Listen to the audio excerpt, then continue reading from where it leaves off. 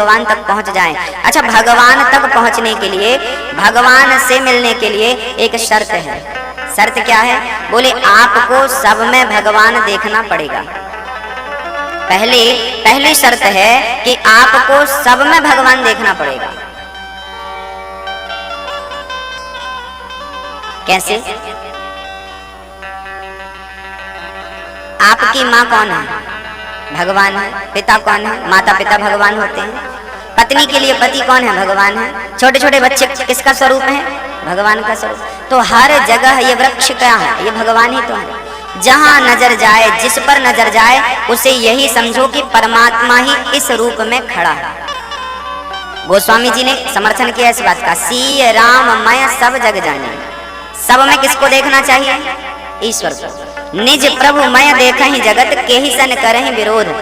जब तक आप भगवान को सब जगह देखना प्रारंभ नहीं करते, तब तक परमात्मा आपको कहीं दिखना शुरू नहीं होंगे। मंदिर में आप चले जाओ, ईश्वर नजर नहीं आएगा, वहां तो पत्थर नजर आता है। क्यों? क्योंकि परमात्मा को देखने का अभी तक हमारा नजरिया नहीं बना, हमारा दृष्टिकोण नहीं बना। हमने शास्त्रों के मत को स्वीकार नहीं किया, इसलिए हमें ईश्वर नजर नहीं आता। शास्त्र तो कहते हैं हरि व्यापक सर्वत्र समाना, सब जगह है, बराबर रूप में है, पर आपको नजर क्यों नहीं आता? क्योंकि आप देखना नहीं चाहते। अच्छा, एक बात बताओ, आप अपने पिता को पिता के रूप में ही देखेंगे ना? अपने पति को पति के रूप में ही देखेंगे ना? कभी पति पर पिता की दृष्टि बनती है क्या? बताओ। आप अपने पति के साथ जब बैठते हैं तो कभी आपको लगता है कि मैं अपने पिता के साथ बैठी हूं? नहीं लगता ना। आप अपने पति के साथ बैठती हैं तो वो पति का नजरिया है आपके अंदर, ये मेरा पति है, उसे आप पिता स्वीकार नहीं करती, आपकी आत्मा उसे पिता स्वीकार नहीं कर सकती। ऐसे ही जब तक आप अपना नजरिया नहीं बदलेंगे, आप जब तक सब में भगवान को स्वीकार नहीं करेंगे, तब तक भगवान तक पहुंच पाना बड़ा मुश्किल है। सब में भगवान को स्वीकार करना पड़ेगा, चींटी से लेकर हाथी तक सब में वही है। अहमेवासमेवाग्रे नान्यद यद सदसत परम। भगवान श्री कृष्ण स्वयं, नारायण स्वयं भगवान ब्रह्मा से कह रहे हैं, अहमेवासमेवाग्रे, सबसे पहले मैं था, मध्य में भी मैं हूं और अंत में भी शेष में ही रहता हूं। कैसे? अच्छा, एक बात बताइए, हमारी माताएं सोने के, गोल्ड के आभूषण पहनती हैं, सबसे कम सोना किस आभूषण में लगता है? आप हमें तुरंत बताएं। किसमें? नाक में लौंग पहनती हैं हमारी माएं, लौंग सबसे कम सोना उसमें लगता है, और बाकी अंगों में तो जितना भारी बनवा सको बनवा लो। और नाक में यदि भारी बनवा दे, कोई 1 किलो की लौंग बनवाए और कहे के पहनो, तो कोई नाक फड़वाएगा क्या? अपनी लौंग अपने पास रखो। अच्छा, छोटी सी लौंग में है क्या? सोना है कि नहीं? है ना। और बड़े से मंगलसूत्र में क्या है? बड़े से रानी हार में क्या है? बड़े से चूड़ी वजनदार इसमें क्या है? बाजूबंद में क्या है? सोने के हजारों आभूषण बनाए जाते हैं, सब में सोना विद्यमान होता है। बड़े से बड़े भार का सोना, बड़े से बड़े भार के आभूषण उसमें भी सोना, और कम से कम भार का आभूषण उसमें भी सोना।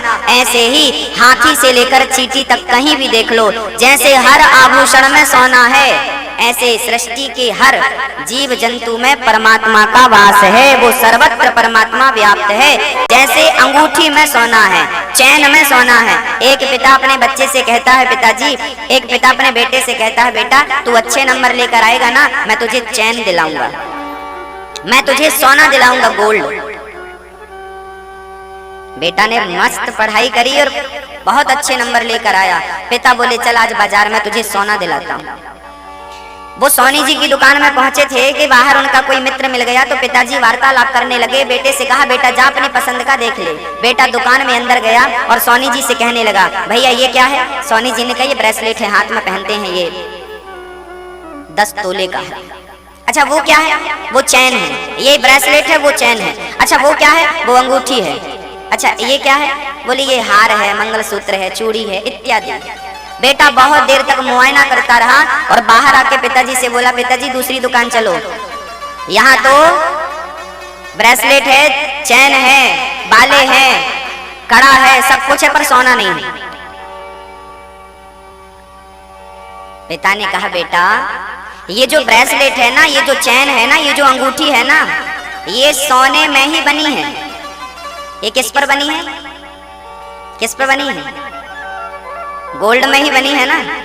जैसे अंगूठी सोने की ही है, चैन सोने की ही है, सोने में ही चैन का आकार है, सोने में ही अंगूठी का आकार है, ऐसे ही ईश्वर में ही हम स्त्री पुरुष चींटी और हाथी का आकार देखते हैं। उसके आकार छोटे बड़े मोटे पतले होते हैं, पर सब में वही परमात्मा समान रूप से विद्यमान होता है।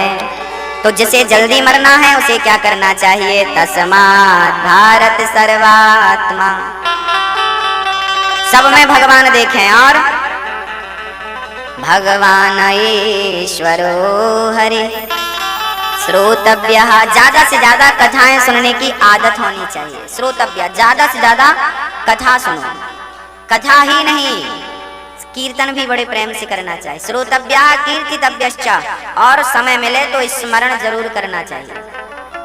अच्छा, भगवान को प्राप्त कर लेना बहुत कठिन नहीं है, भगवान तक पहुंच जाना बहुत कठिन नहीं है, लेकिन कथा सुनना, कीर्तन करना, स्मरण करना, ये जरा कठिन है।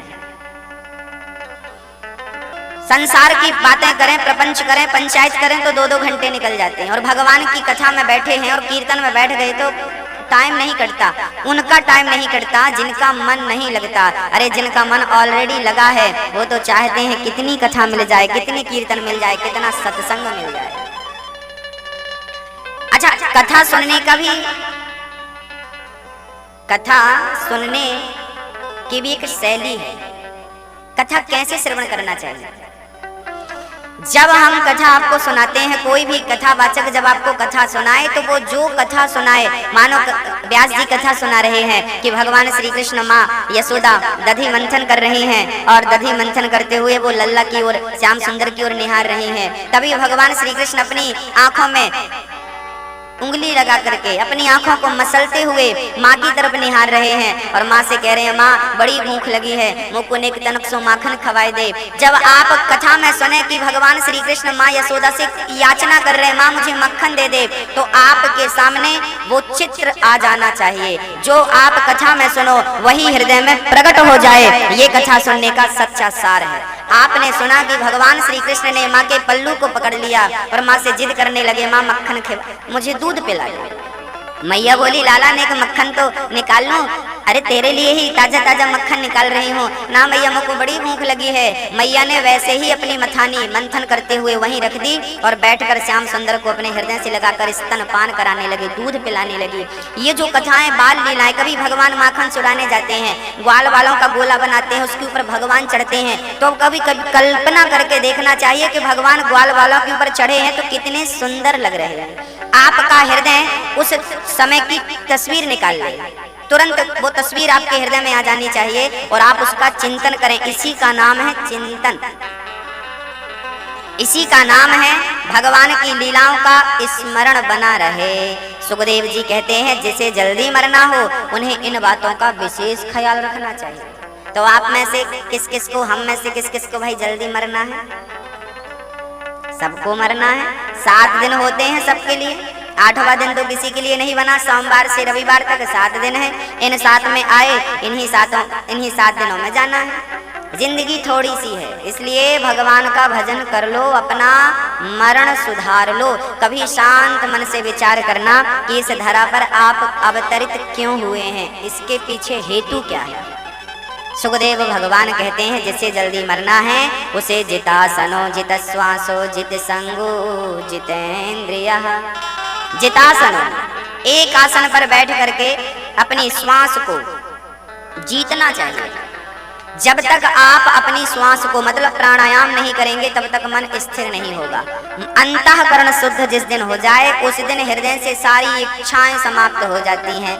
अच्छा, संतों की ना कोई इच्छा नहीं होती, चाहे गए चिंता मिटी मनवावे परवाह, जिसको कछु ना चाहे सोहि साहन साह।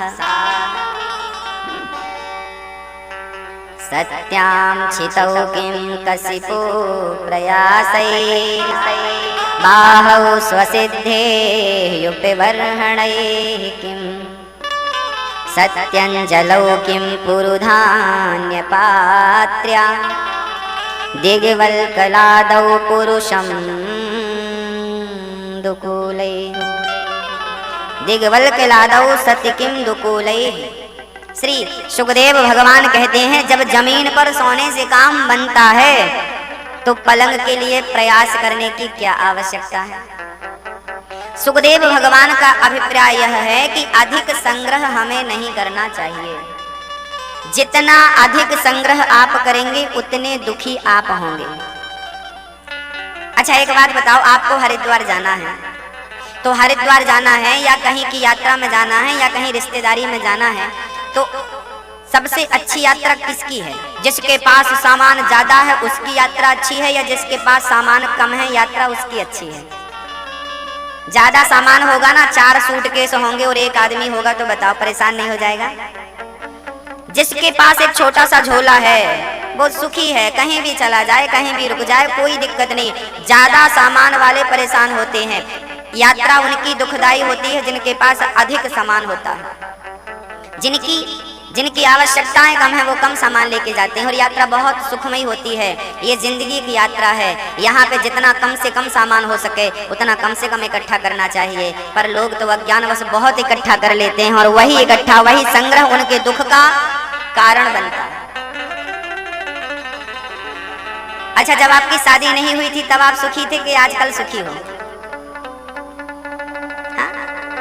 मैया जी आपसे पूछ रहे हैं, भैया जी आप भी बोल सकते हैं। जब आपकी शादी नहीं हुई थी तब आप सुखी थे कि आजकल सुखी हैं? आज तो शादी भी हो गई, बच्चे भी हो गए। पहले चिंताएं कम थी, पहले टेंशन कम थी, पहले सुख ज्यादा था, आज दुख ज्यादा हो गया क्योंकि पहले सामान कम था अब सामान ज्यादा हो गया। पहले एक छोटा सा बैग ही था, अपनी अपनी पर्सनल जिंदगी थी, छोटा सा सामान रख लिया। अब जिंदगी में इच्छाएं ज्यादा हो गई हैं, अब बड़े बड़े सूटकेस तैयार हो गए। बेटे का सूटकेस, बेटी का सूटकेस, पति का सूटकेस, सास का सूटकेस, ससुर का सूटकेस। ससुर तो खुद एक सूटकेस है, सास तो खुद एक सूटकेस है, पति तो खुद अपने आप में एक सूटकेस है। इतने सारे सूटकेस, बच्चे खुद अपने आप में एक सूटकेस है। तो इतने सारे सूटकेस हो गए हैं, बताओ यात्रा दुखदाई नहीं हो जाएगी? इसलिए सारे सूटकेस हटाओ, एक छोटा सा बैग रखो, उस बैग में राम नाम की पूंजी रखना और सीधे यात्रा में निकल पड़ना, परमात्मा तक पहुंच जाओगे। अधिक लेकर गए तो ना घर के रह जाओगे ना घाट के रह जाओगे। इसलिए संत जन कहा करते हैं कि मरते समय मोह को त्याग देना, सारी कामनाओं को खत्म करना। चीराणि किं पथि न सन्ति दिशन्ति भिक्षाम् नैवाङ्घ्रिपः परिभ्रतः सरितोऽप्यशुष्यन्। श्री सुखदेव भगवान कहते हैं जब पहनने को रास्ते में चिथड़े मिल जाते हैं तो व्यर्थ में इतने सारे कपड़ों का संग्रह क्यों करें। सुखदेव भगवान बड़ा अद्भुत ज्ञान राजा परीक्षित को देते हैं। राजन, भगवान की उपासना करनी चाहिए, जिसे जो चाहिए है उस देवता की वो उपासना करे। जो ब्रह्म तेज का इच्छुक है उसे बृहस्पति की उपासना करनी चाहिए। जैसे संतान की इच्छा है वो प्रजापतियों की उपासना करें। जैसे लक्ष्मी चाहिए वो माया देवी की उपासना करें। और जैसे भगवान चाहिए अकामः सर्व कामो वा मोक्ष कामा उदारधि, जैसे भगवान की प्राप्ति चाहिए वो भगवान नारायण कृष्ण का नाम जपें। और जो भगवान का नाम जपता है उसे संसार का हर सुख भगवान दे सकते हैं। हर देवता एक एक सुख देने में सामर्थ्यता रखते हैं, पर ईश्वर हर सुख दे सकता है। अग्नि की उपासना करेंगे तो तेज बढ़ेगा। अन्न चाहिए तो अदिति की उपासना करेंगे तो अन्न बढ़ेगा। लेकिन भगवान कृष्ण की उपासना कर लेंगे, राम की उपासना कर लेंगे तो अन्न भी बढ़ेगा, तेज भी बढ़ेगा, लक्ष्मी भी बढ़ेगी, धन धान्य भी बढ़ेगा, पद प्रतिष्ठा भी बढ़ेगा, सब कुछ बढ़ेगा यदि भगवान की प्राप्ति हो गई तो। सौनक जी कहते हैं सूत जी, सूत भगवान कहते हैं देखो जीने को तो बहुत लोग जीते हैं, तरवाह किम न जीवंती। वृक्ष भी तो जीते हैं, पशु पक्षी भी तो जीते हैं, पर मनुष्य का जीवन सबसे अद्भुत है। मनुष्य को भगवान की प्राप्ति कर लेना चाहिए। सुखदेव भगवान से परीक्षित ने कहा, प्रभु भगवान ये प्रपंच, ये सृष्टि क्यों बनाते हैं, जरा हमें ये बात समझाइए। ईश्वर ने इतने बड़े प्रपंच को, इतनी बड़ी सृष्टि को क्यों बनाया? तब राजा परीक्षित के कहने पर, पूछने पर सुखदेव भगवान को याद आया कि मैंने स्तुति नहीं की। सुखदेव भगवान श्री नारायण की स्तुति करते हैं। नमः परस्मै पुरुषाय भूयसे सदुद्भवस्थान निरोध लीलया। हे प्रभु, आपको नमस्कार है। जिन परमात्मा को स्मरण करने मात्र से संसार का हर भय खत्म हो जाता है, उस परमात्मा ने ये सृष्टि केवल इसलिए बनाई कि मनुष्य अपने पापों का प्रायश्चित करके और परमात्मा तक पहुंच सके। जन्म जन्म से भटकता हुआ प्राणी भगवान तक पहुंच जाए और अपने अंतःकरण को शुद्ध कर ले, इसलिए परमात्मा ने ये सृष्टि की रचना करी। सबसे पहले भगवान नारायण की नाभि से एक कमल प्रकट हुआ, उस कमल में श्री ब्रह्मा जी का प्रादुर्भाव हुआ। भगवान नारायण ने ब्रह्मा जी से कहा कि जाओ आप सृष्टि करो। ब्रह्मा जी ने प्रभु से कहा, प्रभु किसी को छोटा सा मालिक बना दिया जाए तो वो अभिमान में डूब जाता है, और आप मुझे सृष्टि का पिता बना रहे हैं और मुझे अभिमान अहंकार आ गया तो? तब भगवान नारायण ने 4 श्लोक सुना दिए। अहमेवासमेवाग्रे नान्यद यद सद सत्परम पश्चादहं यदेतच्च यो वशिष्ये तसोऽस्म्यहम्। ऋतेर्थं यत् प्रतीयेत न प्रतीयेत चात्मनि तद्विद्यादात्मनो मायां यथा भासो यथा तमः। यथा महान्ति भूतानि भूतेषु च वचेष्वनु प्रविष्टान्य प्रविष्टानि तथा तेषु न तेष्वहम्। एतावदेव जिज्ञासं तत्त्वजिज्ञासुनात्मनः अन्वयव्यतिरेकाभ्यां यत् स्यात् सर्वत्र सर्वदा। भगवान नारायण ब्रह्मा से कहते हैं, अहंकार उन्हें आता है जो अपने आप को कर्ता मानते हैं। अच्छा, आप में से किस किस को अहंकार है, अभिमान है? जिनको है वो हाथ उठा सकते हैं। एक ने भी हाथ नहीं उठाया, हाथ एक ने भी नहीं उठाया, लेकिन है बहुत लोगों को अहंकार है। किसी को पद का, किसी को प्रतिष्ठा का, किसी को रूप का, किसी को धन का, किसी को क्या क्या तो अहंकार होते हैं। सब, अधिकांश में सबको मैं आपको नहीं कह सकता, लेकिन बहुत लोगों को अहंकार होता है। एक सज्जन कह रहे थे, हमें जानते नहीं आप, हमें नहीं जानते आप, हम क्या हैं? लोगों से पूछो हम क्या हैं, हमसे बात करने चले हो, हमें नहीं जानते। कई लोग अपना परिचय अपनी छाती ठोक कर देते हैं, हमें नहीं जानते। हमें जानते हैं आपको। अहंकारी हो आप, अभिमानी हो आप। कई लोग अपने अहंकार में अकड़ जाते हैं, यूं चलते हैं सीना तान करके। पता नहीं ये अकड़ क्यों है। उनको कौन समझाए कि ये संसार 100 सालों के लिए आपको मिला है। आप इस संसार में मात्र 100 वर्ष के मेहमान हैं। मैं अधिक बोल रहा हूं, 100 वर्ष अधिक बोल रहा हूं, 80 बोलूं तो ठीक है। आप और हम सब इस संसार में मात्र 100 वर्ष के मेहमान हैं। आपके जैसे और हमारे जैसे कितने आए और चले गए, कोई टिका? अहंकार की बात करें तो क्या रावण का अहंकार चला? जिसकी लंका सोने की थी, 1 लाख तो बेटा थे रावण के, 1.25 लाख नाती थे, लेकिन जब वो रावण मरा तो उसके घर में कोई पानी देने वाला और रावण की चिता में आग लगाने वाला नहीं बचा। विभीषण को आग लगानी पड़ी। अहंकार, अरे अहंकार तो कंस का नहीं चला, शिशुपाल का नहीं चला, दंतवक्र का नहीं चला। आपका और हमारा अहंकार पता नहीं किस बात का है। एक सज्जन को तो मैंने मंदिर के अंदर अकड़ते देखा। मंदिर के अंदर सामने ठाकुर जी भगवान जी बैठे थे और सज्जन मंदिर के भीतर अकड़ रहे थे। हमने कहा जमाने में अकड़ो, कम से कम भगवान के सामने तो अपनी अकड़ अपनी जेब में रखो। इसके सामने तो कम से कम मत अकड़ो, इनका तो कम से कम सम्मान करो। परमात्मा के सामने करते हो। इसलिए मैं कहता हूं बड़े बनना है तो आपको छोटा बनना पड़ेगा। अच्छा बताइए, हनुमान जी से बड़ा कोई है? लेकिन वो हनुमान जी जब लंका गए तो छोटे बनकर गए कि नहीं? मसक समान रूप कपि धरी, अति लघु रूप पवन सुत लीन्हा। हनुमान जी जब गए लंका तो क्या बनकर गए मेरी माँ? ओ मैया जी, क्या बनकर गए? छोटे से बनकर गए, इतने से। क्यों? जस जस सुरसा बदन बढ़ावा, तास दून कपि रूप दिखावा। 16 जोजन मुख ते ठयऊ, तुरत पवन सुत 32 भयऊ।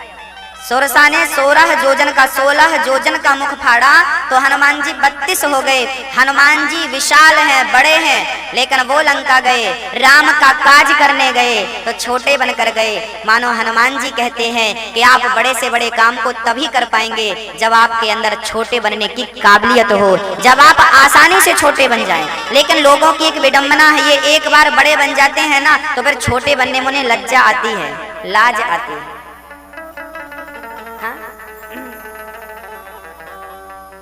आप में से किसी को कहा जाए कि जरा बाहर सड़क पर झाड़ू लगा दो, अरे महाराज हमें जानते नहीं, हम कौन हैं? कुछ दिनों पहले देखा होगा भारत के प्रधानमंत्री श्री नरेंद्र मोदी जी ने हाथ में झाड़ू लेकर झाड़ू लगाई।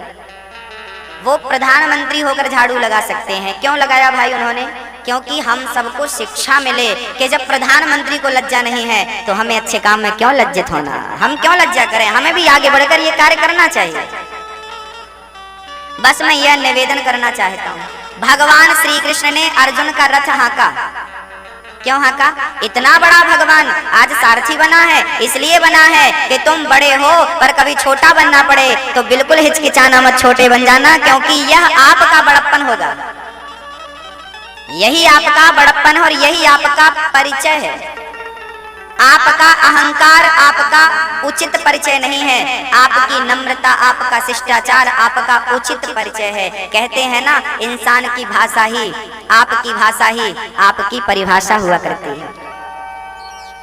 आपकी भाषा, आपका वक्तव्य, आपकी वाणी आपके स्वरूप का, आपके संस्कार का बोध कराती है। कैसे होंगे आप? इसलिए बड़ा हुआ सो क्या हुआ, जैसे पेड़ खजूर पक्षी को छाया नहीं और फल लागे अति दूर। खजूर का पेड़ है ना वो पक्षी को छाया देने के काम का है, और कोई पत्थर मारकर फल तोड़े तो फल भी नहीं तोड़ सकता, इतने ऊपर पत्थर ही नहीं जाएगा।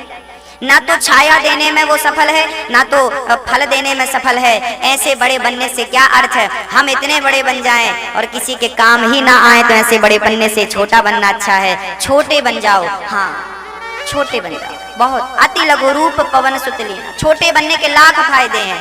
और मैं आपको बताऊं, हर जगह आगे जाने का प्रयास मत करो, क्योंकि आप जितने पीछे जाएंगे उतने आगे। छोटे छोटे बच्चों को देखा होगा, वो एक आता है पत्थर फंसा के बच्चे फेंकते हैं ऐसे, हाँ उसमें पीछे करना पड़ता है। बच्चे जितना पीछे उस पत्थर को करते हैं ना, वो पत्थर उतने आगे जाता है। अरे धनुष बाण से ले लो, बाण को चढ़ाकर धनुष पर प्रत्यंचा को जितने पीछे आप ले जाते हैं वो उतने आगे जाते हैं।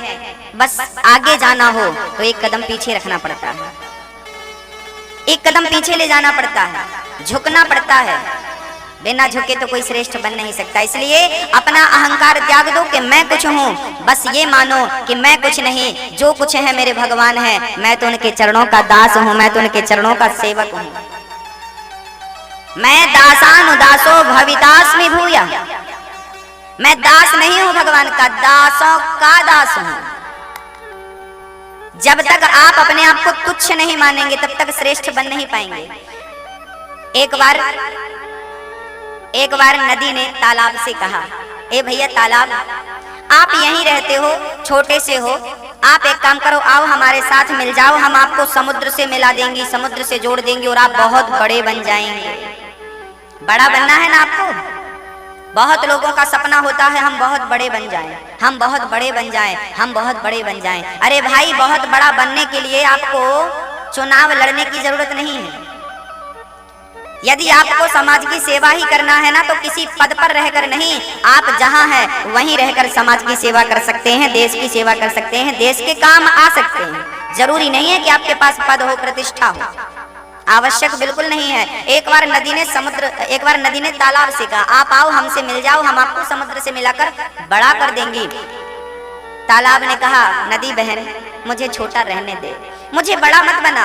क्यों भैया, आपको बड़ा नहीं बनना? तब उस तालाब ने बहुत प्यारा जवाब दिया। उस तालाब ने कहा, बहन समुद्र बहुत बड़ा है, लेकिन एक व्यक्ति की प्यास नहीं बुझा सकता। मैं छोटा हूँ तो क्या हुआ, हजारों की प्यास रोज बुझाता हूँ। मुझे इतना बड़ा मत बना कि मैं किसी के काम ना आ सकूं। अरे छोटा हूँ, कम से कम लोगों के काम तो आता हूँ। इतना बड़ा मत बन जाना कि आप किसी के काम ना आ सको। छोटे हो, कम से कम किसी के काम तो आ रहे हो, इसलिए आप छोटे रहिए। अहंकार से कोई बड़ा नहीं होता। धन धान्य कमाइए, धन दौलत खूब मिले आपको, पद प्रतिष्ठा खूब मिले आपको, लेकिन अहंकार को जीरो रखिए, शून्य रखिए।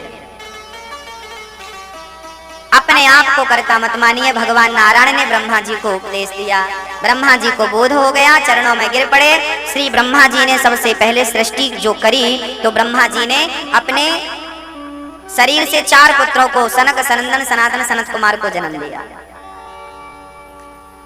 पुनः संत ऋषियों को जन्म दिया, रुद्र को, भगवान शिव को जन्म दिया। पश्चात भगवान ब्रह्मा के एक शरीर के एक अंग से मनु और शत्रुपा का जन्म हुआ। भगवान कितने दयालु हैं, सुखदेव जी को कहना पड़ा, राजन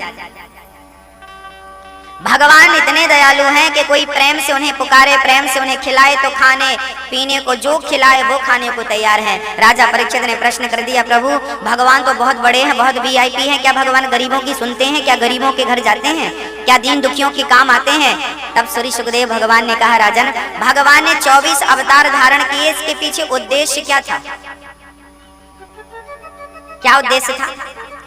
भगवान ने केवल राम का अवतार धारण किया हो, कृष्ण का अवतार धारण किया हो, ऐसा नहीं। यदि राम और कृष्ण बनकर आए ना, तो जो समुद्र में मछलियां हैं ना, मछलियां दुखी हो गई।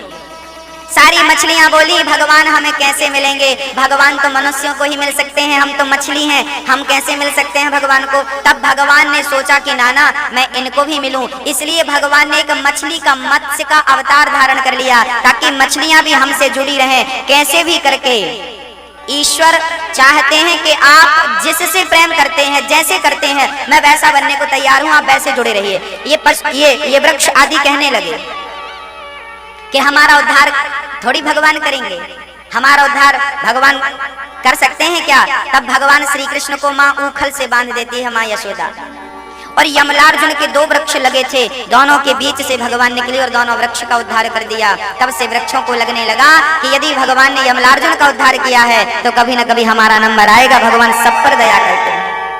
एक बार कछुआ सोचने लगा कि क्या भगवान हम पर कृपा करेंगे, तो भगवान खुद कच्छप बन करके आ गए। एक बार स्त्रियां सोचने लगी, हमारी माताएं स्त्रियां सोचने लगी कि भगवान तो पुरुष बनकर आए हैं, राम पुरुष हैं, कृष्ण पुरुष हैं, और ये पुरुषों को मिलते होंगे, स्त्रियों को कहां से मिलेंगे? तब भगवान को लगा माताओं को बुरा ना लगे और ये माताएं भी हमसे जुड़ी रहें। तब भगवान मोहिनी बनकर, मतलब स्त्री बनकर के मोहिनी के रूप में अवतरित होते हैं और माताओं को संतुष्ट करते हैं कि मैं आपके लिए आप बनकर आ रहा हूं। और भगवान मोहिनी बनकर आए ना, तो कोई पतिव्रता नारी बनकर नहीं आए। नहीं तो आप कहो कि भगवान तो पतिव्रता नारी बनकर आए, मतलब वो पतिव्रताओं को मिलते होंगे ना, वो तो नाचने कूदने वाले बन के आए। मोहिनी भगवान नाच रहे हैं ना, अमृत का घड़ा लेकर कभी राक्षसों के पास जाते हैं नाचते हुए और देवताओं को जाकर पिला देते हैं। हाँ, तो भगवान साधारण बनकर आए। जहां जाओ जिस रूप में देखो वहां ईश्वर है। एक बार तो भगवान विदुर जी के घर आ गए, और जानते हो भगवान ने प्रसाद में क्या खाया था? दुर्योधन राजा बनकर बैठा था हस्तिनापुर का, 5 पांडव स्वर्गारोहण, 5 पांडव 12 वर्ष का वनवास, 1 वर्ष का अज्ञातवास पूरा करके लौटे। तो पांडवों के पक्ष से भगवान शांति दूत बन करके गए। द्रौपदी ने अपने खुले हुए केस दिखा दिए, कन्हैया देख रहे हो ना मेरे ये केस? हाँ हाँ देख रहा हूं। ये मेरे बाल तब तक नहीं बंधेंगे, दुशासन के रक्त से जब तक मैं अपने बालों को नहीं धुल लेती तब तक मैं अपने केसों को नहीं बांधूंगी। ऐसा द्रौपदी ने प्रण ले चुका था जब उसकी साड़ी खिंची थी, जब दुशासन ने केस पकड़े थे। भगवान बोले चिंता ना करो, चल पड़े। पांडवों के पक्ष से भगवान श्री कृष्ण आज दूत बनकर जा रहे हैं, संदेशा लेकर जा रहे हैं। इतना बड़ा भगवान इतना छोटा बन कैसे बन सकता है? देखो जरा, बड़ा कौन है जो छोटा बन जाए? छोटा भगवान चले हैं। दुर्योधन, पांडवों को 5 गांव दे दो, आप ज्यादा मत दो, आप राजा बने रहो, राज्य में रहो, कोई बात नहीं, अपने भाइयों को 5 गांव दे दो। दुर्योधन खड़ा हो गया।